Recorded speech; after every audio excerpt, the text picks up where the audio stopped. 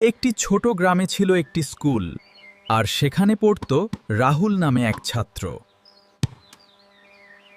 রাহুল খুব বুদ্ধিমান ছিল, কিন্তু পড়াশোনায় মন দিত না, সারাক্ষণ দুষ্টুমি করত।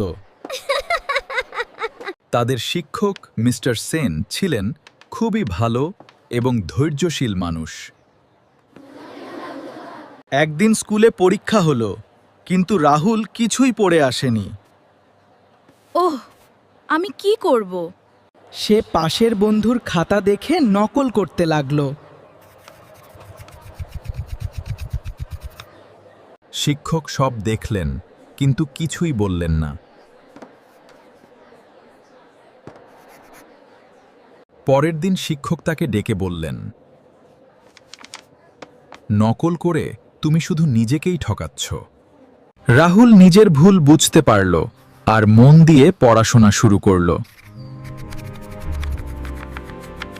কয়েক মাস পর রাহুল পরীক্ষায় প্রথম হল। সে বলল, স্যার, আপনার জন্যই আমি আজ সফল।